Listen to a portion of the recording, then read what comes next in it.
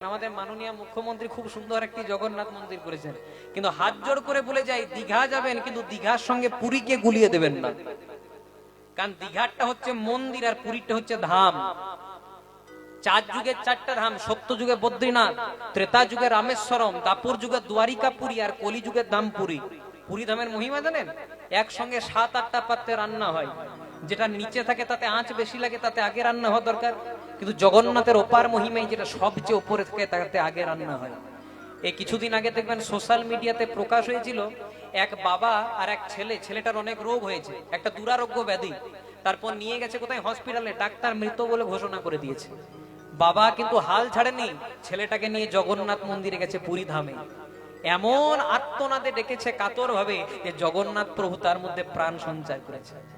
এটা পুরীতে পাবেন, দীঘাতে পাবেন না। দীঘা যাবেন, মাছ ভাজা খাবেন, ঢেউ নেবেন, খুব ভালো ব্যাপার, কিন্তু পুরীর সঙ্গে গুলিয়ে দেবেন না। 4 বছর বয়সে মা মারা গেল।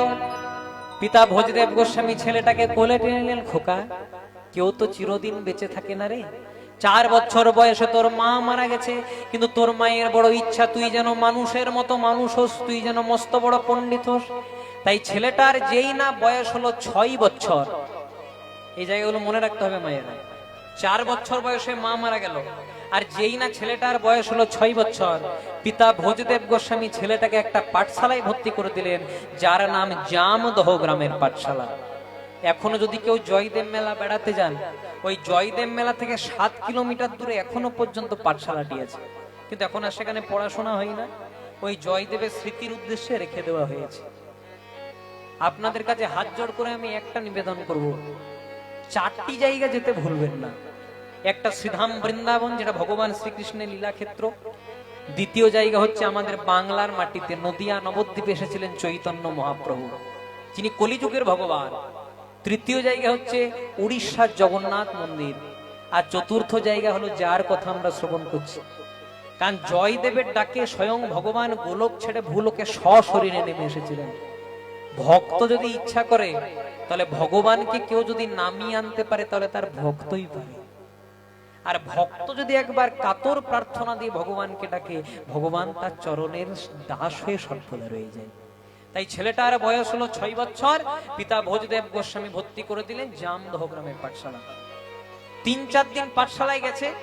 5 দিনের দিন বাবাকে বলছে, বাবা আমি আর পাঠশালায় যাব না। ছোট্ট ছেলে, আমি আর পাঠশালায় যাব না। বলছে কেন? তুমি জানো না আমি তোমার এইটুকু ছেলে, আমার বুঝি ভয় করে না? তখন বাবা বলছে, খোকা তোকে তো আমার বলাই হয়নি, ওই বনের পথে যেতে যেতে তোর যদি কোনোদিনও ভয় করে, ওই বনের মধ্যে তোর একজন বন্ধু আছে। বলছে বন্ধু আছে? বলছে হ্যাঁ। বলছে কি নাম? বন্ধুর নাম হচ্ছে মধুসূদন। বাবা এমনি বলেছে, আর ছেলে বিশ্বাসও করে নিয়েছে। কথায় আছে, বিশ্বাসে মিলাই বস্তু তর্কে বহুদূর। তাই ছেলেটা মনে মনে চিন্তা করছে, দেখি কেমন মধুসূদন আছে। বনের মাঝ রাস্তায় এসে আজকে ডাকতে শুরু করেছে, মধুসূদন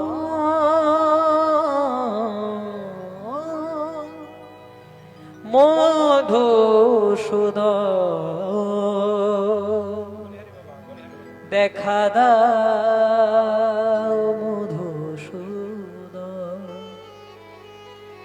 মধুসূদন বলে ডাকে জয়দেব, কোথায় বন্ধু আমার, তুমি বিনায়ে সংসারে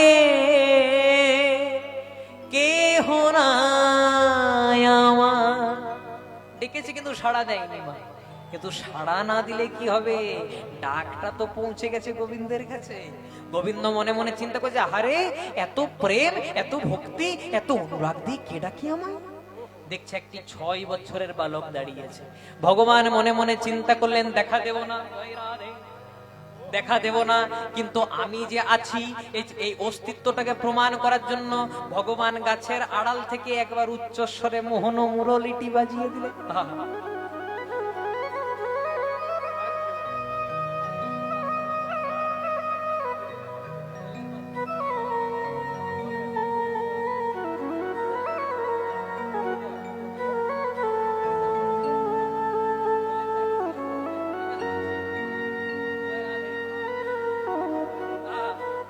যেই না বাঁশিটা শুনেছে আচ্ছা মায়েরা, জয়দেবের কত বয়স বলেছিলাম গো? 6 বছর। 5 নয় তো? হ্যাঁ, বাহ, আপনারা খুব সুন্দর মনে রেখেছেন। 6 বছরের ছেলে, ভালো করে বর্ণ পরিচয় হয় নাই, বাঁশির গানটা শুনে গীত গোবিন্দের প্রথম শ্লোক লিখছে, মধুরম মধুরম মধুরতি মধুরম অপরূপ মুরলিনী নাদ। মধুরম মধুরম মধুয়তে মধুরম অপরূপ মুরলিনী নাদ। মধুরম মধুরম মধুরতি মধুরম অপরূপ মুরলিনী নাদ। মধুরং মধুরং মধুয়তে মধুরম অপরূপ মুরলিনী নাদ। কেমন মধুর মধুর বংশী বাজে, মধুর মধুর বংশী বাজে, মধুর মধুর বংশী বাজে, মধুর মধুর বংশী বাজে। ওই নাকি বাজায়ে বনের মাঝে, মধুর মধুর বংশী বাজে, নাকি বাজায়ে বনের মাঝে। মধুর মধুর বংশী বাজে। 6 বছরের ছেলে ভালো করে অ আ ক খ শিখে নাই, বর্ণ পরিচয় শিখে নাই, কিন্তু ভগবানের বাঁশির গান যেই না চলে এসেছে, আজকে লিখে দিয়েছে মধুরম মধুরম মধুরতি মধুরম অপরূপ মুরলিনী নাদম। ভগবান মনে মনে চিন্তা করছে, না না, এটা সামান্য ভক্ত নয়, সামান্য হইলে লিখতেই পারতো না। 6 বছরে যখন লিখে দিয়েছে, তাহলে দেখা দিতে হবে। ভগবান সব সময় ভক্তের চেয়ে একটু ছোট হয়। জয়দেবের বয়স কত বলেছি মায়েরা? 6 বছর। ভগবান আর একটু ছোট, একটি 5 বছরের রাখাল বালক সেজে জয়দেবের পেছনে ডেকে দিয়েছে, ও দাদা গোসাই। জয়দেব মনে মনে চিন্তা করছে, দাদা বলে আমাকে কে ডাকলো? পেছন দিকে তাকিয়েছে, দেখছে একটা রাখাল বালক দাঁড়িয়েছে। বলছে, হ্যাঁ রে, তুই আমাকে ডাকলি দাদা গোসাই বলে, তুই আমাকে চিনিস? তুই আমাকে জানিস? ভগবান মৃদু মৃদু হাসছে আর মনে মনে চিন্তা করছে, আমি না চিনি? আমি সংসারে পাঠালাম, আমার কাছে অজানা থাকে যে বলতো আমার নাম কি? তোমার নাম? তোমার নাম জয়দেব গোস্বামী। তো সবাই বলতে পারে। বলছে, আমার বাবার নাম কি? বলছে, তোমার বাবার নাম ভোজদেব গোস্বামী। এ তো সবাই বলতে পারে। বলতো, আমার মায়ের নাম কি? তোমার মা মারা গেছে, তোমার মায়ের নাম বামা দেবী গোস্বামী। জয়দেব মনে মনে চিন্তা করছে, আমার প্যান কার্ড আধার কার্ড পেলো কোথা থেকে? জয় রাধে। এসআইআরের যুগে প্যান কার্ড আধার কার্ড খুব সাবধানে রাখিবে। জয় রাধে। তারা বাংলাদেশে যেতে হবে। এখন দেখছেন কেমন এসআইআর হচ্ছে? এগুলো আমাদের ভালোর জন্য হচ্ছে। আমরা অনেকে খারাপ ভাবে প্রচার করছি। এসআইআর এর বাহানাতে যে ছেলে মেয়েরা বাবা মায়ের সঙ্গে বহুদিন দেখা করতে যায় নাই, তারা পর্যন্ত যাচ্ছে বাবা মায়ের সঙ্গে দেখা করতে।